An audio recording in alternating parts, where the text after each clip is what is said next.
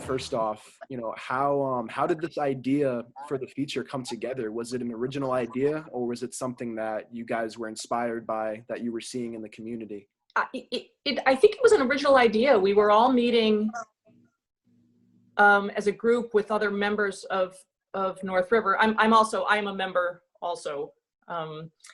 And it was right after the George Floyd murder.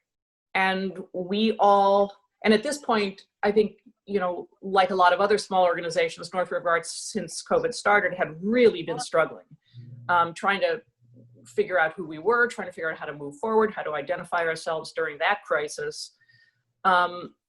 So we hadn't been active in the way that we normally are as an organization for a couple months. And we're trying to figure out how to move forward with that. Then this thing happened with George Floyd, and we suddenly realized that even though we'd sort of been silent about everything on our social media for the past couple of months, we couldn't be silent about this. And the four of us decided that we felt strongly enough about this issue that we wanted to address it directly through art, which is something that we knew we could all do. It was a way for us to really directly talk about it. Well, I also work at the Art Museum in Duxbury, the Art Complex Museum, and I attended a webinar about this this Black Lives Matter movement and how cultural organizations can be involved. And it's for me, it's a topic that I express myself through paint and through art better than words, but it gave a voice to. It made it seem as if we, as an organization, didn't do anything. It was almost worse than doing nothing. And so or they're doing the wrong thing. Yeah. Doing the wrong thing. And the other thing that inspired me was this vigil that I went to at the Boys and Girls Club, and Erica was there too. And it made me feel like there was something we could do, and to see families out there and mostly white people backing this movement, it emboldened me to move forward and to do something. I think also we were having conversations about how trapped we felt. A lot of our members are older, and then some of us have underlying health issues, and we were trying to figure out how can we be part of this really important movement, but maybe you can't actually get out there yourself. And we all had strong feelings about, the four of us, about let's get out there, but it wasn't that straightforward. So having some form of art to put out there felt like you could possibly be inspiring others to make a difference. Moving forward, how has the North River Arts Society adjusted to, all the changes in our world with COVID-19 and, social distancing? I know Massachusetts has been opening up, this month a lot more, but how have you guys adjusted, working from home or working at the studio? It's been challenging. I just recently joined, and I know that all of our board meetings are via Zoom, and sadly the Festival of the Arts, which is an annual event, was canceled. But we're trying to get classes back up and running and trying to do more like outdoor events and things like that. So just trying to adapt to the times. What do you guys hope that your art, as individually as artists, you always, hope to have a strong message, but it feels like, the overarching message is even deeper, with what's going on. How do you hope that your art impacts the community and people that see it? There's so much going on right now simultaneously in the world that our brains are constantly overwhelmed with just so much information. So much of it's alarming information. And I was saying with my colleagues before this call that, I know for me, sitting down to paint something slows everything down for me. And it allows me to really kind of get introspective and think about what's going on with the world, and have the chance to really kind of hone in on your feelings about that. I think creativity gives us, as Sally was saying, being able to express ourselves through paint. It's really important to be able to think about how you're feeling when you're so crazy from day to day and you have so much coming at you from day to day.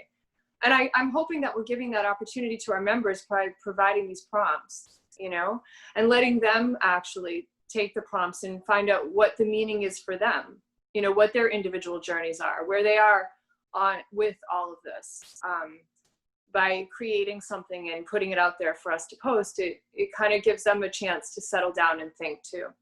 How does it feel to be in this position, to be able to spread the awareness of what's going on and the issues in our country, you know, through your art? How does that feel? It's awkward to talk about how, you know, as privileged white women living in the suburbs, you know, the question is, what can we do? And we talked a little about this earlier,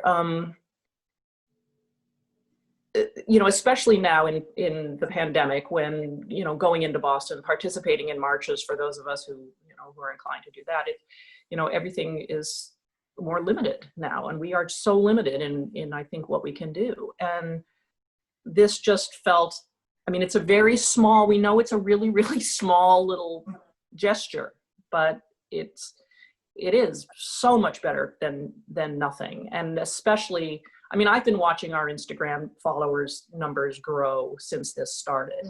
And that just means so much. I think the fact that, you know, we're not losing followers, we're gaining followers because of this, which feels really positive. So it feels great to be able to just make, you know, feel like we're making like just a little teeny difference in this little corner of the world. So moving forward, I wanted to get into a little bit of the work that you guys had actually done. So Tracy, you did a piece the first week of the Say Their Names prompt on Breonna Taylor. And I just wanted to get your thoughts, you know, what kind of went into deciding what you wanted to do for that prompt, and, you know, how did the process come together? I will say that it wasn't something where I sat down and, you know, really thought about so much what kind of medium I was going to use. I was actually having a conversation with somebody at the time, and we were talking about how beautiful her face was. And, you know, art's visual. And I started sketching her and thinking about her facial features and thinking about her family looking at her face. It was pretty emotional, actually. You know, when you study somebody's face and you're really looking at every nuance of their being, it's personal. And I was moved to tears, actually, while I was doing it, because I was thinking about her mom, and I'm a mom, and what that would feel like to lose that beautiful face. So by doing that piece of artwork for myself, I really felt much more, I think, of the heartbreak of what is actually transpiring right now in our society. So it was a big deal for me, actually. And it was a small painting. It wasn't, you know, some big masterpiece. It was just a little charcoal watercolor painting. But the act of doing it was big, for sure.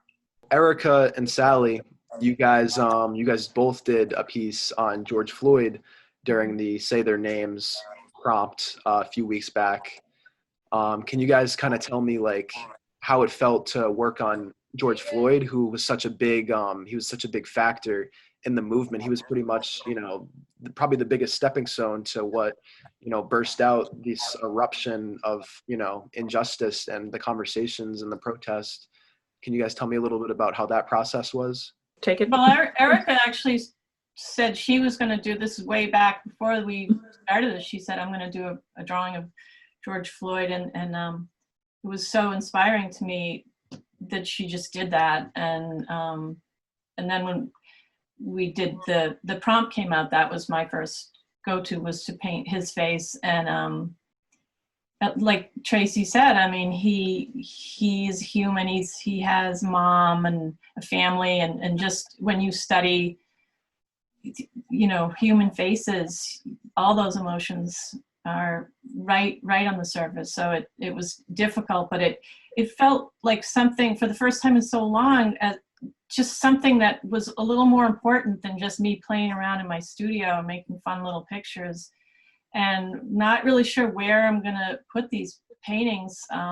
My thinking is that I will eventually just be giving them to the families if they want them. But right now I'm going to just see if I can keep going. And unfortunately, there's a lot of subject matter. And if it raises awareness of just nothing else but their humanness and how wrong this is, that this is happening. So that's kind of mine in a nutshell.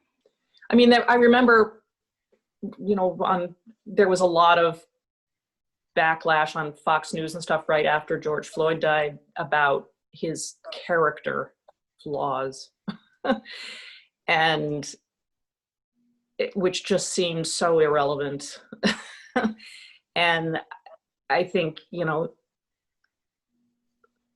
I don't know, it's so hard to articulate, but there was something about just doing a simple line drawing. Mine was just a line, a pen and ink drawing with a colored backdrop. And yeah, it's like Tracy said, just, you know, getting in there just very simply with pen and ink and just getting his face to develop just made you realize that, you know, regardless, nobody deserves that, right? So regardless of where they're from. So yeah. You know, is there kind of like a timeline for Art of Our Time? Is there like a certain amount of weeks we're going to be receiving in the future? Or do you guys just plan on continuing this for a while? Because, you know, I can't wait to see more. As of right now, there's no end date. We're just going to keep trying to go as long as we can and as long as the interest is there.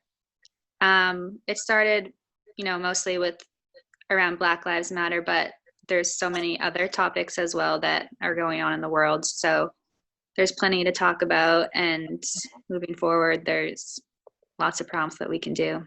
As I kind of wrap this up here, I like to say we're living through times of uncertainty, you know, in the world. But one thing is certain, you know, you guys are doing a good thing here, and, you know, really, really, you know, appreciate what you guys do. You know, I'm someone who personally is, you know, big on the Black Lives Matter movement. You know, I've organized a couple of protests in my hometown. So I really do, when I see this, you know, I can relate, and I really wanted to pick up the story, you know, and talk to you guys and get your opinions on all of your artwork, because, you know, not many people can say the same, you know, doing something to step up and make a change in the world, or at least start the conversation. So I really want to thank you guys for that. I also, can I just interject one little thing? Yeah, sure thing. It's not just, I mean, the goal of this is not just to have sort of the four of us and the members of North River Arts making art. We would love people in the community, you know, whether you consider yourself an artist or not, I mean, I think that is more important even than us making, you know, the four of us, or, you know, the group of us making work, is that we would love the community to send in their pieces, and we will feature them as they come in. And we've had all ages, you know, which is also really great. I just think it's, you know, art's for everybody. And we just really want people to use their own creativity, whether they're experienced or not, to express themselves. And that will inspire however you feel about the current prompt. Mm-hmm. Yeah. And we welcome all mediums as well. It doesn't have to be, you know, paintings and drawings, can be writing, music. We just want to open up the conversation, like you said. Exactly. And I really appreciate what you said as well. That was really, it was really kind. And we took a lot of time. We took a lot of time to have a lot of conversations before we moved forward with this, to try to make sure that we were doing it in a sensitive way. Mm-hmm. And I really, and that it was received like exactly like you received it, which is great. Yeah, it is. So thank you. Of course, of course. Yeah. You know, and then that's really, you know, there's truth to that too. You know, like bringing in a lot of people from the community, and anybody. I'm sure you guys have already gotten a lot of, you know, paintings and drawings sent in already. Not as many as we would like more. We've had some, but we'd love more. The more the merrier, you know, the more the better, the stronger, the better, the better message, you know? Yeah, totally. Well, I'm definitely going to tag your Instagram in the video. Make sure everybody goes and follows North River Arts Society on Instagram. Check out all the artwork. Great. Thank you. Really, once again, thank you guys for taking the time out of your week, out of your day to speak with me. You know, I hope to see more work from you guys, and thank you. Thank you, David. Thank you, David. Nice to meet you. Nice to meet you. Guys. It was great speaking with you.